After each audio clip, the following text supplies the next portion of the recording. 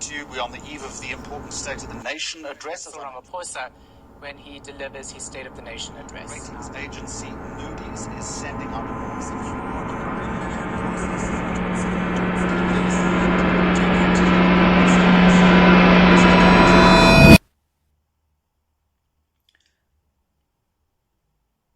My fellow South Africans, another year has gone by, and I realized that I myself need to start being honest with you, my people.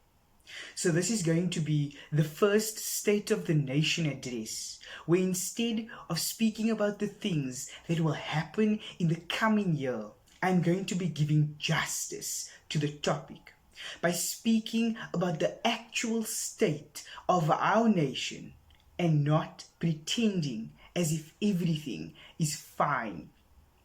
Firstly, let's start with the most pressing issue: corruption at the highest levels of our government.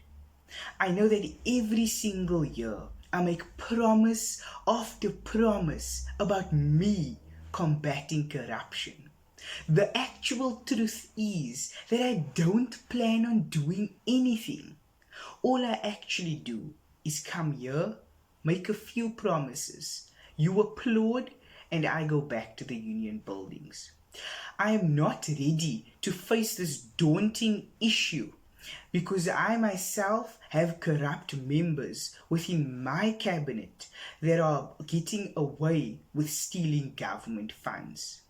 This takes place even though the average South African citizen earns less than 28 Rand per day, and the average living cost for every South African is just over 300 Rand a day. I am also aware that just over 49% of South Africans live in poverty. But let's sweep this under the carpet for now and pretend as if nothing is wrong, just like that 500 billion rands that went missing and just disappeared into thin air. And this was supposed to be used for your benefit. Secondly, crime. I refuse to give this issue the attention it deserves because I'm out of touch with the realities that my people and Saps face as a result of a policing system that has not changed since the Dark Ages and will not be remodeled anytime in the near future. It is humiliating that I am not able to properly protect my people when it is my constitutional obligation and mandate as the President of the Republic of South Africa.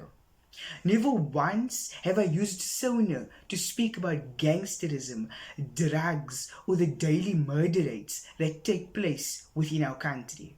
But this is completely fine, because as long as I am driving safely in my numerous BMWs that cost the South African taxpayer millions of rands every single year, protected by countless bodyguards, there is nothing for me personally to worry about.